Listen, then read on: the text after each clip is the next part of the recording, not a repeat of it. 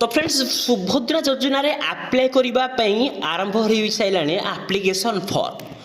तो वीडियो को आप शेष पर्यंत देखो मुझे कहीदेवी जे आपड़ सुभद्रा योजना केमी आप्लाय करेंगे और बहित महिला मान जो 50,000 टंका लाखे मिलवाक जामी आपण अकाउंट को आसो। बहुत सारा भाई और भौणी मान कमेंट रोचे जे से राशन कार्ड ना से आप्लाय करें कि नहीं कि गोटे परिवार से माने 2 जन भाई अच्छा तो से माने केमिति अप्लाई करेंगे यही सुविधा पाइबापी डिटेल मुझको यही वीडियो बुझेदेवी एनक वीडियो आप शेष पर्यटन देखूँ।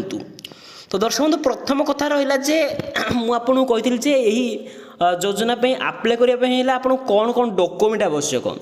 तो प्रथम कथा होचे आपन पाखरे राशन कार्ड थिबा निहाती आवश्यक।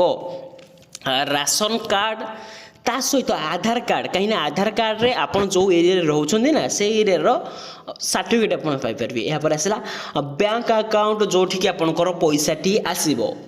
एड्रेस आपनकर रेसिडेंट सर्टिफिकेट मिलवा दरकार। मोबाइल नंबर मध्य दरकार। पासपोर्ट इनकम सर्टिफिकेट निहाती होय दरकार।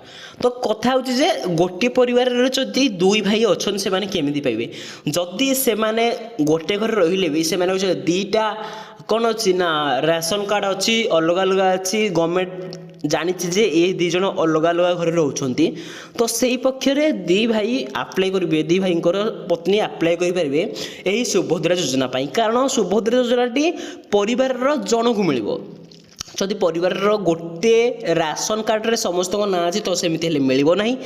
तो आग को आशा करा परिवार जन को अधिक मिलवा जाऊँगी किंतु एबे तो घोषणा है परिवार जन को गोटे मिल गोटे जो मैंने विवाहित महिला से एका मिल। तो आशा करा आपण वीडियो बुझी पाइले जदि किसी डाउट रोचे मते कमेंट करी जणातु मु आपनको डिटेल बुझे देबी। ता सहित चैनल को जदि प्रथम थर पई आछन तबे आम चैनल सब्सक्राइब करी पाखर बेल आइकन को ऑल कर रखिथंदु। धन्यवाद।